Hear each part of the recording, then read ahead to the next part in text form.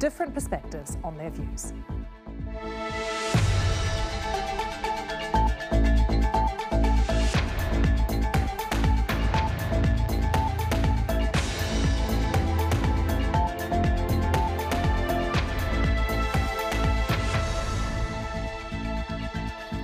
As we all know, it is Friday today, and all across the Muslim world it is a traditional day of prayer. But for once, that day coincides with other religious events of significance. For Christians, it is Good Friday, 2 days before Easter. And meanwhile, the world's 14 million strong Jewish population has been marking Passover. But while there's unity in the dates, intolerance continues to reign. Rights groups this week accused Indonesia, the world's largest Muslim country, of failing to protect religious minorities, leaving many Christians with nowhere to pray at Easter. In Burma, as we've seen this week, Sri Lanka, as we reported on 20 minutes ago, Muslims continue to be targeted and homes and mosques burned by Buddhist monks. With me here in the studio is Rupert Short, who's the religion editor of the Times Literary Supplement and author of Christianophobia. Also here are Rabbi Laura Janner-Klausner of Reformed Judaism in the UK, and Osama Hassan, a senior researcher in Islamic studies with the Quillen Foundation. Thank you all very much for joining us here on Impact. This is such a wide-ranging discussion. We sat down this morning, the team and I, and talked about how we were going to address this. And I guess what we're hoping for is a discussion today that looks at intolerance and gives us some insight into intolerance, what causes it and what we can do about it. So Rupert, if I could start with you, what do you think is at the heart of intolerance? Well, religion is a form of kinship bond like other forms of kinship bond, and it can be put to good use and it can be put to corrupt use. There's nothing in the Christian message to suggest that all Christians will be perfect. I think in particular these days it can become tinged with nationalism. In fact, it's in the Christian message to not just care for your own group, but indeed to care for all humanity. That's right, which is why I would say that although individual Christians fail and betray the message of Jesus, that if you look at the core message, if you recover what is at the heart of the teaching, the keynotes of Christianity are things like forgiveness, peace, purity of heart, humility, and if we can wipe away some of the accretions, then religion can be a good force rather than a force for division. Laura, do you think religion is a force for division? I think it's very strong religion and can be used for tolerance and intolerance. But I also think that intolerance is not about religion. You asked the question and you answered, Rupert, the first word, religion, as I think it's about power. I think it's about people wanting to hold on to their power and using what they are able to, the instruments around them, to strengthen. And that can be religion, but atheists can also be super intolerant. It's not the zone just of religions. Do you think, Doctor, that it is deep within all of us to be intolerant? It's got nothing to do with religion, it's just part of who we are. Yes, I think human nature has good as well as evil, and the world religions agree on that kind of teaching. So humans can be incredibly tribal, and I think it's tribalism is at the heart of this, so people will then demonize the other and be intolerant, whether it's a different religion or race or nationality or ethnicity. And we see conflicts around the world. I think it boils down to that fact. And all the world religions teach peace and forgiveness and love and mercy. And it's really important for that to come to the fore. It's hard to disagree, though, with the fact that in some cases in the world right now, religion is at the heart of conflict. Oh yes, and it has been for centuries. But so is philosophy, so is racism, nationalism. There are all kinds of problems. What we need is religion to cooperate, to come together to actually solve some of these problems. Faith is like fire, as the chief rabbi said. It warms, but it can also burn.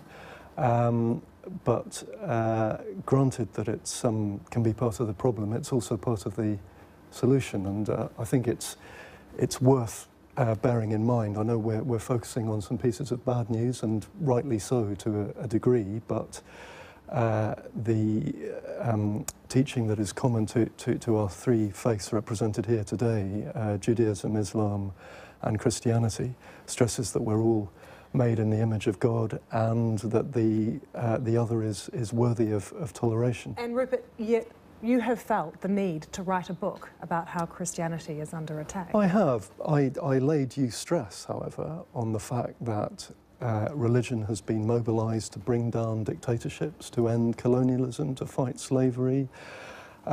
Many of the founding charters in Western civilization derive from religious campaigning from the Judeo-Christian tradition, and there is a great overlap between Judaism and Christianity on the one hand and Islam on the other. Nevertheless, very far from the ruins of the World Trade Center, we can see that religion and forces of conflict are mutually reinforcing, and we need to try hard to fight against that. Laura?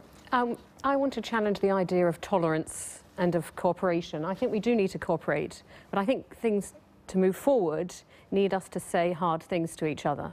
How easy is it, though? Because often we talk about interfaith dialogue and how it's working, but you don't often hear that there was controversy, there was division, things that people didn't want to talk about. I think people are too scared of talking about challenging issues. What's the challenging issue, Laura? Violence, how violence is used in religion, how you can't criticise other religions without fear of physical reprisal.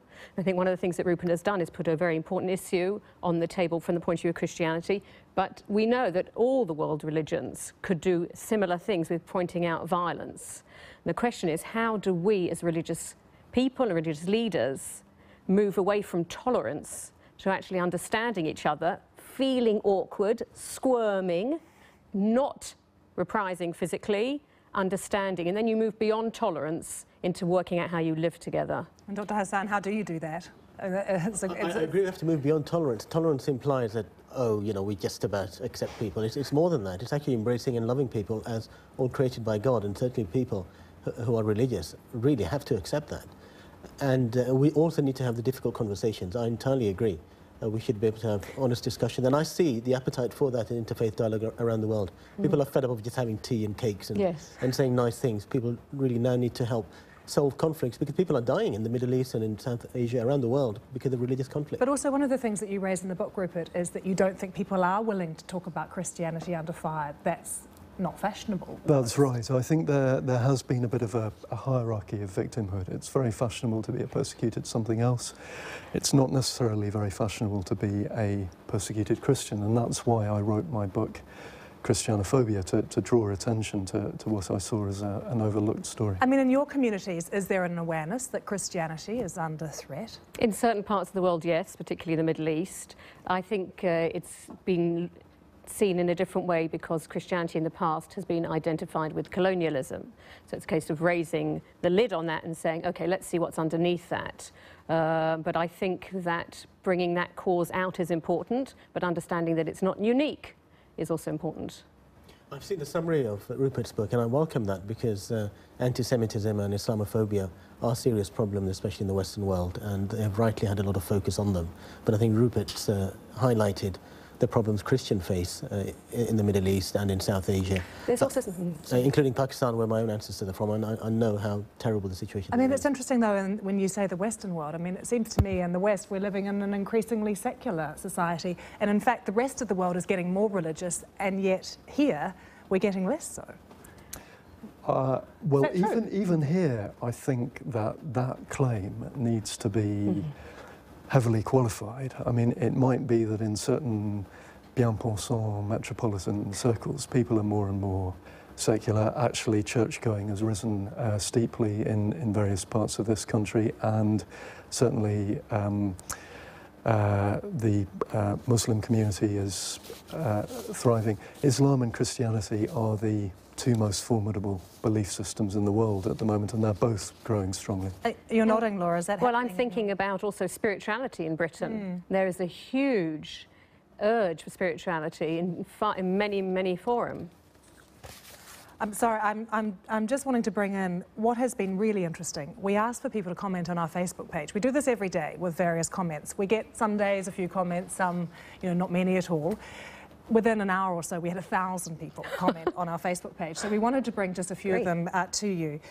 Overwhelming comments. Kenneth says misunderstanding, ignorance and politics have been the main causes of religious intolerance. He's from Nigeria. Samar in Pakistan says we need to raise the standards of education and improve social and financial status of the poor. Nadra in New York, religion is divisive. People find it hard to be tolerant towards each other because they feel their beliefs are absolute. And finally, Wendy says we as followers of our religions bear responsibility for people who create unrest and lack of empathy. Can I just go back to Nadra's comment in New York? Religion is divisive, beliefs are absolute. That's come through quite a lot on Facebook, and surely that is true to a certain extent. I think fundamentalism in all religions is very problematic. The belief that I have the truth, other truths are false, and I need to use violence or coercion or silencing towards other people is not religion, that's fundamentalism. And it's an accusation often levelled at the Muslim faith as well, as one of absolutism and fundamentalism. Well, actually, all religions have militants and extremists and fundamentalists, and certainly true faith is agnostic, as many people say, because there's only one absolute, and that's God. I think we all agree on that, but because we're human beings, nobody can be God or claim to know God absolutely. This is a problem a lot of religious people make, that the claim to absolute truth. It only lies with God. We have to be more humble and say we're only trying to get closer to God. And it's worth my pointing out, I'd like to say this as a Christian, that it's to the great credit of Islam that it's an explicit part of Islamic teaching that Judaism and Christianity contain significant elements of the truth. I would say that Christianity, rightly understood as well, does have the resources in it for a much more open-handed attitude towards other faiths. So, as we've also pointed out, religion isn't going to fade away, so it needs to be part of the solution. In a week of huge religious significance, that is a good comment to end on. Rupert, thank you very much for joining us. Laura as well. Osama, thank you very much.